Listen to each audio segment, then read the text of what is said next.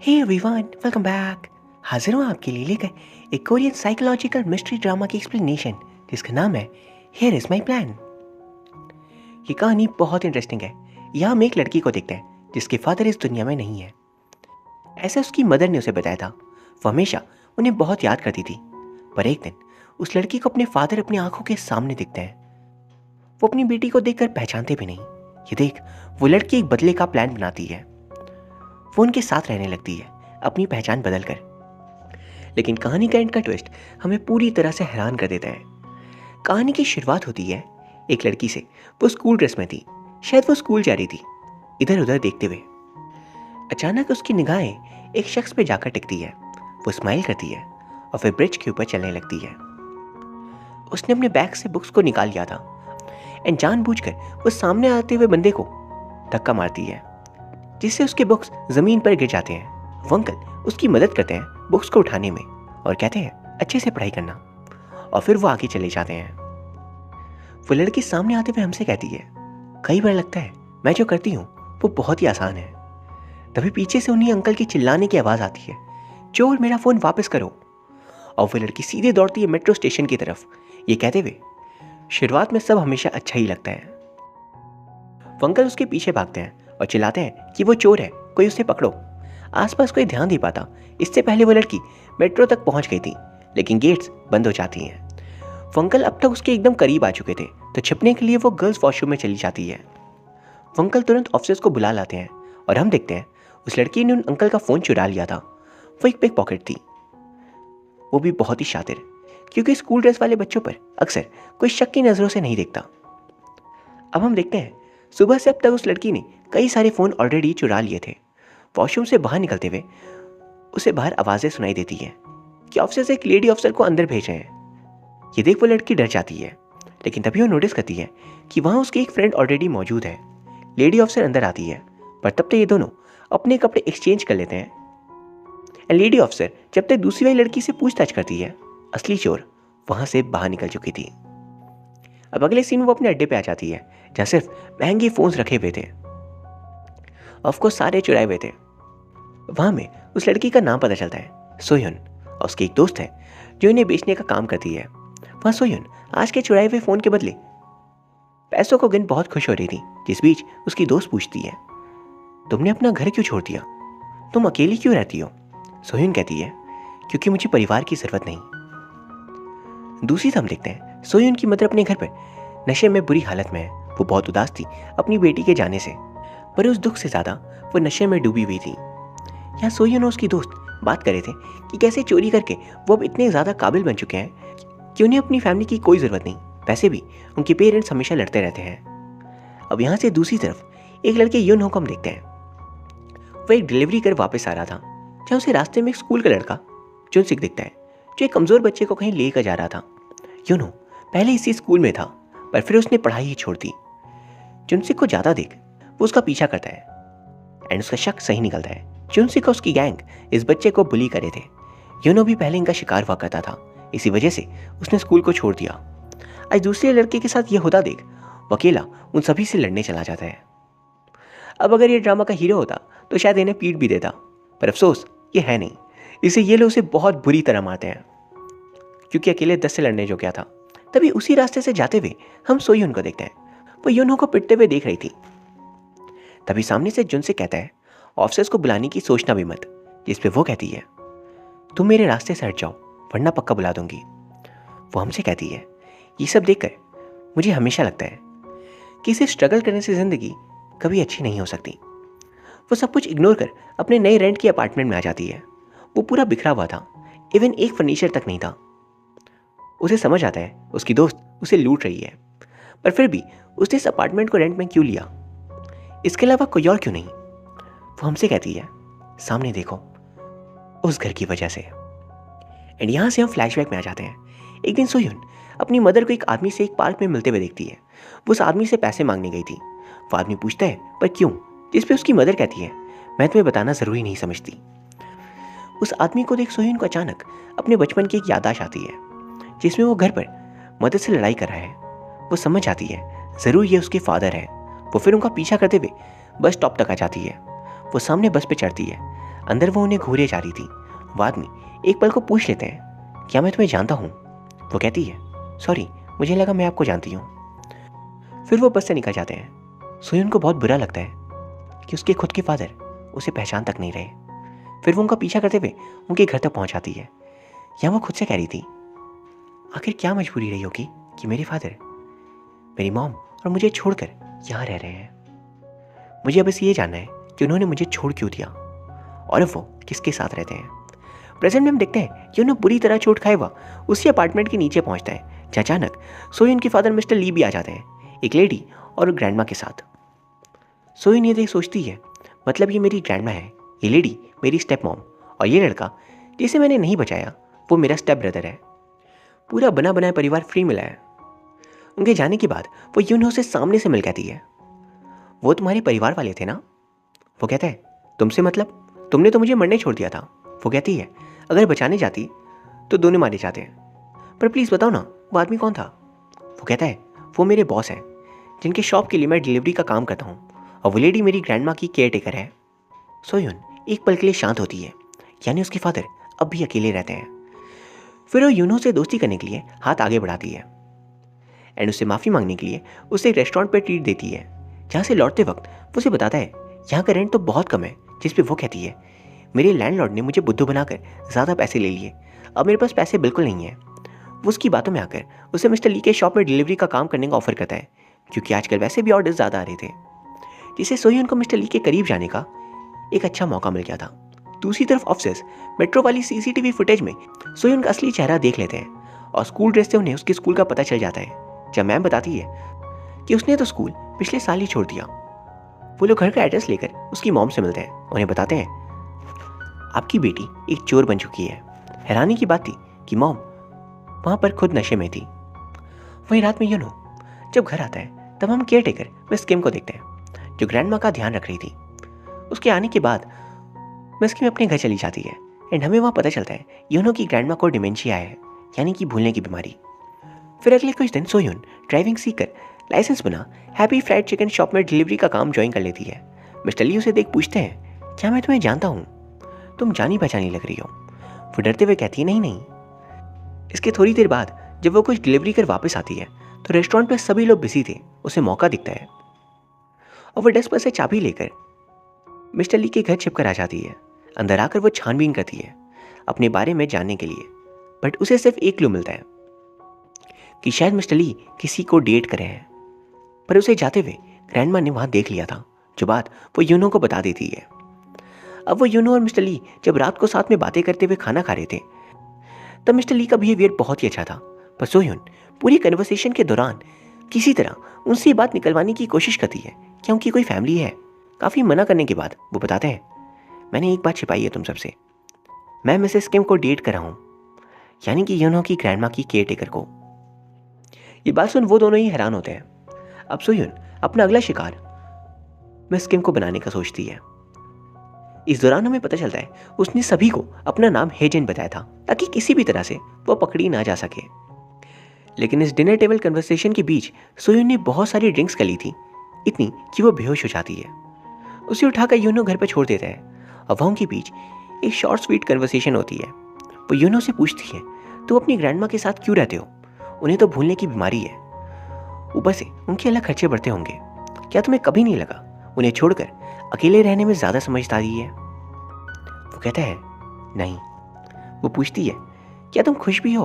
वो कहता है, शायद हाँ या शायद ना, ये मैं नहीं जानता कि मैं खुश हूँ या नहीं, लेकिन मैं उन्हें अकेले नहीं छोड़ सकता और मैं खुद भी अकेले रहना नहीं चाहता, क्योंकि आखिरकार वो है तो मेरी फैमिली ही। तुम बताओ, तुम अकेली क्यों रहती हो? तुमने बताया था तुम्हारी मदर है, तो कहाँ है वो? वो कहती है, मैं नहीं बता सकती, जैसे तुम अपने पेरेंट्स के बारे में नहीं बता सकते वैसे ही। वो कहता है, कोई बात नहीं। फिर वो बताता है, वैसे पता है मैंने उस दिन तुम्हारे खाने वाले ऑफर को क्यों एक्सेप्ट किया था? क्योंकि वो ऑफर करते हुए तुमने जो स्माइल दी थी उससे तुम्हारा अकेलापन साफ दिख रहा था, तो मुझे लगा मैं शायद इसमें तुम्हारी एक मदद कर सकता हूँ। इसके बाद वो जाने लगता है। तभी वो देखती है सामने मिस्टर ली और मिस किम की डेट वाली फोटोग्राफ जो उसने उसकी दोस्त को छिपकर लेने के लिए कहा था, ये रखी हुई है। अगर ये फोटोग्राफ यूनो देख लेगा तो सोयून का राज बाहर आ जाएगा, इसलिए वहाँ पर वो सोह्यून को अपने सामने खींचती है। तभी वहाँ पर मिस्टर ली बाहर आ जाते हैं और नॉक करते हैं। उनसे बचने वो यूनहो को किस कर लेती है, वरना वो दरवाज़ा खोल देता। मिस्टर ली कोई आवाज़ ना सुन वहाँ से चले जाते हैं। फिर बारिश हो रही थी। वो यूनहो से कहती है, मेरे पास अम्ब्रेला नहीं है जो तुम इंतजार कर रहे हो, चलो भाग कर जाओ। वो तुरंत वहाँ से चला जाता है। पर इनके पीछे यहाँ पर जो हुआ ये तो बस शुरुआत था। और वहीं सोह्यून बाहर मिस्टर ली का रखा हुआ पैकेज देखती है तो उसमें हैंगओवर रिलीवर था। वो एक पल को सोचने लगती है, क्या मिस्टर ली सच में एक बुरे इंसान है भी? अब सोह्यून अपने पास्ट को याद करी थी कि कैसे उसका पूरा बचपन ट्रॉमा में बीता। उसके फादर हमेशा घर पर आते और मदर से उनकी लड़ाई होती। अब तो वो ये नहीं समझ पाई थी कि आखिर वो अलग क्यों हुए, और हुए भी तो अब तक वो क्यों मिलते हैं। यहाँ में सोह्यून के स्कूल ड्रॉप करने वाला सीन भी दिखाया जाता है। यही नहीं, उसके अलावा उसकी जो दोस्त थी हेजन, जिसका नाम वो यूज़ करी थी, हम उसे भी देखते हैं, जिसके पेरेंट्स का उसके बचपन में ही डिवोर्स हो गया था। तब से वो अपने पेरेंट्स से इमोशनली दूर हो गई और क्राइम वर्ल्ड का हिस्सा बन गई। अब प्रेजेंट में यूनहो सोह्यून को नया अम्ब्रेला ला कर देता है। वो कहती है, आज मौसम तो साफ है। वो कहता है, आज के लिए नहीं, अगली बार जब ज़रूरत हो तब के लिए। इसके दिमाग में अलग ही ख्याल चल रहे थे। यूनहो बाद में फाइनली उसे प्रपोज भी कर देता है। एंड सोह्यून जो उसे बिल्कुल प्यार नहीं करती थी, वो सोचती है कि ऐसे डेट करने से मेरे प्लान को कोई भी फायदा मिलेगा। उसे आइडिया आता है बिल्कुल, और वो हाँ कर देती है। जैसे यूनहो के द्वारा वो मिसेस किम तक पहुंचना चाहती थी।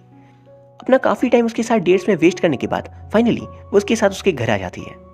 यूनहो बहुत ही नर्वस था क्योंकि वो दोनों घर में अकेले हैं, लेकिन वहाँ फिर उनके बीच बातचीत होती है। यूनहो बताता है कि उसके पेरेंट्स उसके बचपन में ही गुजर गए, तब से वो अपनी ग्रैंडमा के साथ है। एंड बचपन में ही उसने सारी रिस्पॉन्सिबिलिटीज़ उठा ली थी। अब सोह्यून एक डिलीवरी करने जुनसिक और उसके दोस्तों के पास आती है।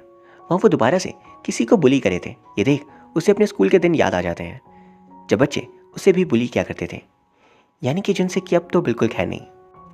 दूसरी तरफ एक और डेट के बाद यूनहो सोह्यून के साथ अपने घर आता है जब मिस किम और ग्रैंडमा भी इस बार थे। वहाँ सोह्यून छिपकर मिस किम के पर्स में कुछ ढूंढती है और उसे उनकी बेटी की फोटोग्राफ मिल गई थी, लेकिन ये मिस्टर ली की बेटी नहीं थी। वहीं मिस्टर ली दोबारा सोह्यून की मदर से मिलते हैं, जिनसे कई दिनों से अफसर पूछताछ करे थे।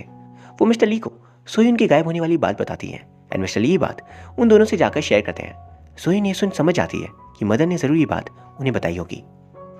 वो तुरंत यहाँ से भागकर अपनी मदर के घर पहुँचती है, उन्हें वार्न करती है कि उसकी ज़िंदगी से वो दूर रहे।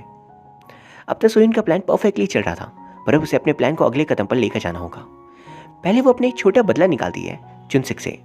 एक भाड़े पहर के गुंडे से वो जुनसिक का बुरा हाल करवाती है, क्योंकि वो बच्चों को बुली करता था, जो बात उसे बिल्कुल पसंद नहीं। एंड खासकर जिस बंदे वो डेट करी है उसे ही जुनसिक ने मारा था।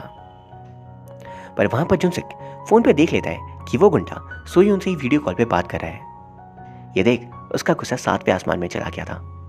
वहीं अब सोह्यून मिस किम के क्लोज आती है। वो उनके लिए स्पेशल डिश बना कर गई थी। ग्रैंडमा बार बार उसे देख कहती है, तुम एक अच्छे इंसान नहीं हो, तुम्हें मैंने देखा है यहाँ चोरों की तरह आते हुए। पर क्योंकि ग्रैंडमा को भूलने की बीमारी थी तो कोई भी उनकी बात नहीं सुनता। अब रात को सोह्यून और मिस किम के बीच एक गहरी बातचीत होती है, जहाँ सोह्यून पूछती है, क्या पर मिस्टर ली सीरियस रिलेशनशिप में है? वो कहती है हाँ। सोह्यून कहती है, अगर कल आपको पता चले मिस्टर ली की एक और बेटी है तब आप क्या करोगे? वो कहती है, मैं उसे भी एक्सेप्ट कर लूँगी। सोह्यून एक पल के लिए खुश हो जाती है, पर फिर वो कहती है, बट सपोज आपकी बेटी उसे एक्सेप्ट ना करे और आपसे कहे मिस्टर ली से अलग हो जाने के लिए, तब? वो कहती है, मैं अपनी बेटी को समझाऊंगी। सोह्यून कहती है, सपोज वो नहीं समझी, वो जिद पे अड़ गई आपको मिस्टर ली से अलग होने के लिए, क्या आप हो जाओगे? वो कहती है, ये कैसा सवाल हुआ? मैं इंतजार करूंगी उसके कन्विंस होने का। जिस पे सोह्यून कहती है, आप अपनी चॉइस को फोर्स करोगे अपनी बेटी पर, आप एक सेल्फिश इंसान हो। मिस किम अब तक आश्चर्यचकित हो चुकी थी कि एक टीनेज गर्ल इतनी डीप बातें और सरफिरी बातें क्यों कर रही है। वह हम सोह्यून का अगला प्लान का दृश्य भी देखते हैं, मिसेस किम को मार देने का। ये उसका बदला था अपनी फादर से, जो उसे उसकी मदर को छोड़कर यहाँ इस लेडी को डेट कर रहे हैं। लेकिन तभी उसे कॉल आता है जुनसिक का, जब जुनसिक को उसके साथियों ने मिलकर यूनहो का बुरा हाल कर दिया था। सोह्यून उसे बचाने भागती है, जहाँ पहली बार वो किसी शख्स के लिए सच में फिक्र करी थी। उसके भाड़े वाला असैसिन आकर उन सबको अकेले खत्म कर देता है। एंड ऑफिसर्स भी तब तक वहाँ पहुँच चुके थे, जिन्हें मिसेस किम और मिस्टर ली ने वहाँ बुलाया था। इसके बाद मिसेस किम और वो ऑफिसर्स के पास जुनसिक की कंप्लेंट लिखवाने के लिए जाते हैं। वहाँ ऑफिसर्स उसकी आइडेंटिटी कार्ड नंबर पूछते हैं, एंड ये नंबर हर एक सिटीजन के लिए एकदम यूनिक था। सोयुन हेजिन का नंबर नहीं जानती थी, तो वो वॉशरूम का बहाना बनाकर उससे मैसेज का नंबर ले लेती है। लेकिन यहाँ पर अगर ये नंबर वो दे भी दे, तभी डेटाबेस में पता चल जाएगा कि ये उसकी रियल आइडेंटिटी नहीं है, क्योंकि डेटाबेस में उस नंबर के साथ उसका फेस भी दिया रहेगा। इसलिए वहाँ वो अपना रियल आइडेंटिटी नंबर बताती है, जिससे मिसेस किम के सामने भी ये राज बाहर आ गया था कि लड़की हेजिन नहीं बल्कि सोयुन है। और तो और ऑफिसर्स डेटाबेस देखकर कहते हैं, तुम तो एक पिक पॉकेट हो।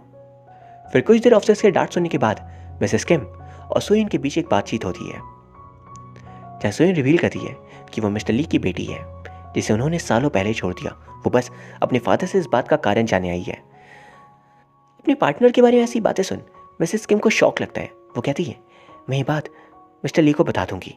जिस पे सोयुन उनसे कुछ समय मांगती है, खुद सारा सच उन्हें खुद से बताने के लिए।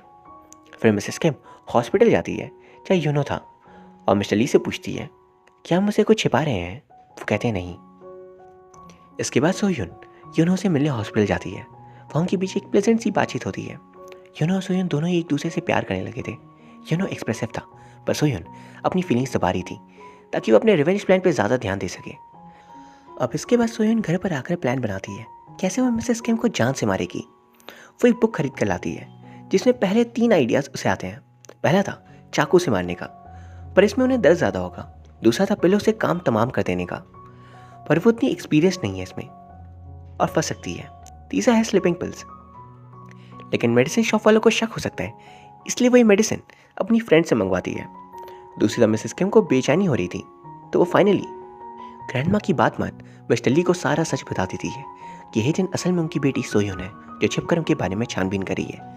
मिस्टर ली ये सुन शॉक रह गए थे। वो वहाँ से तुरंत बस लेकर एक मेमोरियल प्लेस पहुँचते हैं। यहाँ जो लोग मर चुके हैं उनकी फ़ोटोज़ लगाई गई थी उन्हें याद करने के लिए।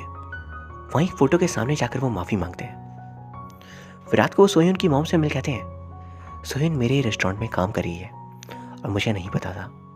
सोयुन की मॉम हैरान हो जाती है, एंड तभी जो वो कहते हैं वो बहुत ही ज़्यादा हैरान करने वाला था। वो कहते हैं, उसे लगता है मैं उसका डैड हूँ और वो मुझसे ही मिलने यहाँ पर आई है। एंड तभी हमारे सामने रिवील होता है कि सोयुन के फादर असलियत में तो मर चुके हैं सालों पहले, और ये शख्स मिस्टर ली उसके फादर के फ्रेंड थे जिन्हें बचाते हुए उसके फादर की मौत हो गई। इसलिए तब से मिस्टर ली हमेशा उनकी फैमिली की मदद करते आए थे। उस इंसिडेंट ने मानो उनकी खुद की लाइफ को भी कंप्लीटली बदल दिया था। उन्हें सोयुन से हमदर्दी होती है, इसलिए उसे सारा सच बताने से पहले वो उसके साथ एक ट्रिप प्लान करते हैं। लेकिन सोयुन उनसे कहती है, क्यों ना हम सभी वहाँ चलें। वो अपने माइंड में कहती है, मेरा रिवेंज होगा आपकी सारी खुशी आपसे छीनना, और आपकी खुशी है वो लेडी मिसेस किम। ट्रिप वाली स्पॉट पहुंचकर वो यूनो से पहले ही कह देती है, मैं मिसेस किम से पर्सनली कुछ बात करना चाहती हूँ, इसे तो मिस्टर ली को बिजी रखना। वो मान जाता है और इतने में सोयुन मिसेस किम को बहाने बनाकर कार के पास लेकर आती है। वो वहाँ से कहती है, मैं फादर से रिलेटेड आपसे बात करूँगी, तो प्लीज़ आप अंदर आ जाओ। वहाँ वो उन्हें ड्रिंक्स पीने देती है जिसमें स्लीपिंग पिल्स मिले हुए थे। उसे पीते ही वो बेहोश हो जाती है और सोयुन उस कार को आग में जला देती है, जिसमें मिस किम की वहीं मौत हो गई थी। पर तभी दूसरी तरफ देखते हैं सोयुन की फ्रेंड हेजिन उसके घर आकर रिलैक्स करी थी। तभी उसके डस्टबिन में स्लीपिंग पिल्स का पैकेट और मर्डर प्लानिंग नोट उसे मिलता है। वो डरते हुए तुरंत मिस्टर ली को कॉल कर सब कुछ बता देती है, और मिस्टर ली किसी तरह सोयुन को कॉल कर कहते हैं, प्लीज़ कुछ भी गलत मत करना, मैं तुम्हारा फादर नहीं हूँ। इसके बाद हम फ्लैशबैक में देखते हैं सोयुन के असली फादर के गुजर जाने के बाद मदर ने सेम कॉइल से अपने घर पर आग लगाई थी, और यही सेम ड्रिंक्स जिसमें नींद की गोलियां थी वो मदर अक्सर सोयुन को बचपन में देती थी। सिर्फ उसे ही नहीं, खुद को भी, जिस वजह से सोयुन की अपनी फादर से जुड़ी सारी याददाश्त चली गई। एंड फादर की मौत के बाद के सीन्स जब मिस्टर ली घर पर आते थे, उन याददाश्त को उसने अपने फादर वाली मेमोरी से रिप्लेस कर दिया। इसी वजह से उसे मिस्टर ली अपने फादर लग रहे थे। फोन पे उनकी बात सुन अचानक ये सारी बातें उसे याद आ जाती है। वो खुद से नफरत करने लगती है कि ये उसने क्या कर दिया। उसने नफरत में किसी बेगुनाह की जान ले ली। इस वक्त तो ऑफिसर्स वहां पहुंच चुके थे। सरप्राइजिंगली वहां उन्हें लाश नहीं मिलती। गाड़ी तो जल चुकी थी पर लाश अंदर थी ही नहीं। तभी वहां पर यह रिवील होता है कि सोयुन मिस किम को जैसी स्लीपिंग पिल्स देकर बाहर आई, उसे बुरा लगने लगा और उसने मिस किम को बाहर निकालकर जंगल में छोड़ दिया। ऑफिसर सीसीटीवी में फुटेज देखकर कहते हैं, किसी को जान से मारना सबके बस की बात नहीं होती। अब हम फ्लैशबैक में मिस्टर ली और सोयुन से जुड़े कई सारे इमोशनल सीन्स दिखते हैं, जिसके बाद सोयुन वहां से भाग निकलती है। यूनो से काफ़ी ढूंढने के बाद उसे मिलता है। वो उसे कहता है, अगर तुम्हें रोना आ रहा है तो रो लो, चिल्ला लो, पर दर्द शांत होते ही अपनी गलती एक्सेप्ट कर लो। वो अफसर्स के पास जाकर सारा सच बता देती है, पर वो उसे नहीं पकड़ते क्योंकि इसमें उससे ज़्यादा उसकी मॉम का दोष था। और साथ ही वो एक जुवेनाइल थी, यानी कि अंडर 18, तो उसे सज़ा नहीं होगी। अब घर आकर वो एकदम टूट गई थी। यूनो पूरी रात उसे कंफर्ट देता है एंड दूसरी तरफ मिस्टर ली जाकर सोयून की मॉम से मिलता है, जो खुद अभी भी नशे की हालत में थी। इतने सालों में उनका एडिक्शन बढ़ता गया। धीरे धीरे कई दिन बीत जाते हैं और सोयून अब ठीक होने लगी थी। वो मिस्टर ली और मिसेस किम से माफ़ी मांगती है, बट तभी जुनसिक, जो ऑफिसर से बुली करने की वजह से डांट सुनकर परेशान था, वो बदला लेने के लिए उसी असैसिन को हायर करता है। ये असैसिन पैसों के लिए कुछ भी करेगा। जुनसिक उसे मिस्टर ली के हैप्पी फ्राइड चिकन शॉप को तुड़वा देता है और इससे सीधा शक जाता है सोयून पे, क्योंकि इस असैसिन की प्रीवियस साथी सोयून ही थी। वो लाख कोशिश करती है सबको कन्विंस करने की कि उसने ऐसा नहीं किया, पर प्रीवियस ट्रैक रिकॉर्ड देख कोई कैसे मानता। अगले दिन जुनसिक उससे मिल कहता है, तुम यहाँ से चली जाओ, सब कुछ ठीक हो जाएगा। वैसे ही करती है। वो यहाँ से सामान पैक कर भाग जाती है, पर रास्ते में उसे उसकी मॉम मिल गई थी, जिनसे वो कहती है, हर बार आपने मुझे छोड़ दिया, इस बार मैं आपको छोड़ रही हूँ। जैसे यूनो मिस्टर ली ये बात जानते हैं, वो एकदम हिल गए थे, क्योंकि सोयून इस शहर को छोड़कर हमेशा के लिए चली गई थी। यूनो पहले तो हर तरफ से ढूंढता है, पर जब वो नहीं मिलती तो वो घर पर उदास बैठ जाता है। ग्रैंडमा कहती है वो आ जाएगी, जिस पे वो कहता है अब वो कभी नहीं आएगी। दूसरी तरफ मिस्टर ली उसके घर जाते हैं। वहाँ उन्हें एक डायरी मिलती है। इस डायरी में सोयून की बचपन से लेकर अब तक की सारी चीज़ों का जिक्र था। कब वो पहली बार चलना सीखी, कब उसने बोलना सीखा, कब वो स्कूल गई, सब कुछ। ये देख मिस्टर ली इमोशनल हो जाते हैं। वो रोने लगते हैं, क्योंकि एट दिन सोयून दिल की बुरी नहीं थी। बचपन में हुई चीज़ों ने उसे ऐसा बना दिया था। अब कुछ दिन बाद सोयून को हम देखते हैं। वो यहाँ से दूर तो चली गई थी, पर उसे आज भी यूनो की बहुत फिक्र थी। वो उसे देखने कि वो कैसा है अक्सर यहाँ पर आती, पर इस बार रास्ते में यूनो उसे देख लेता है। वो उसे नाराज था कि वो उसे छोड़कर चली गई। दोनों के बीच में बातचीत होती है एंड एक आर्ग्यूमेंट के बाद दोनों एक दूसरे के गले लग जाते हैं, क्योंकि वो एक दूसरे से दूर नहीं रह सकते। इसके बाद हम देखते हैं कैसे मिस्टर ली, यूनो, मिसेस किम, सोयून की मॉम और ग्रैंडमा के सपोर्ट से सोयून अब ठीक होने लगी थी। उसने थेरेपी लेना भी स्टार्ट कर दिया था एंड इसी थेरेपी सेशन के दौरान उसने थेरेपिस्ट को ये पूरी कहानी सुनाई जिसे हमने अब तक देखा। वहाँ वो थेरेपिस्ट पूछती है, क्या तुम अभी अपने पेरेंट्स से नाराज हो? वो कहती है, मुझे फ़र्क नहीं पड़ता, मेरे पास में जो हुआ उससे, क्योंकि मैं उसे अब बदल नहीं सकती। जो मेरे सामने है मुझे उसकी परवाह है। इसके बाद वो यूनो एक डेट पे जाते हैं, जो कि बहुत ही ज़्यादा प्यारा था। और इसी के साथ ये कहानी ख़त्म हो जाती है। ये हमें सिखाती है कई बार हमारा पास्ट बहुत ही ट्रॉमेटाइजिंग हो सकता है, पर पास्ट को बदला नहीं जा सकता। कई सारी ऐसे सिचुएशंस, ऐसी घटनाएं हमारी ज़िंदगी में आते हैं जिन पर हमारा कोई कंट्रोल नहीं, लेकिन वो सिचुएशंस हमारी पर्सनैलिटी को शेप करती हैं। जैसे सोयून की पर्सनैलिटी एक प्यारी मासूम लड़की से एक पिक पॉकेट की बन गई और फिर ऑलमोस्ट एक मर्डर की। लेकिन जब उसे फाइनली वो मिला जो हमेशा से उसकी ज़िंदगी से मिसिंग था, वो चेंज होने लगी। एंड वो चीज़ थी प्यार, फैमिली का, किसी ऐसे शख्स का जो अनकंडीशनली उसका साथ दे, यानी कि यूनो। अक्सर हम एक्सपेक्ट करते हैं कोई हमारे लिए ऐसा बनकर आए जैसा यूनो है, पर क्या हम कभी किसी के लिए ऐसा बनने का सोचते हैं? मैं उम्मीद करता हूँ आपको ये वीडियो पसंद आई होगी। Thank you.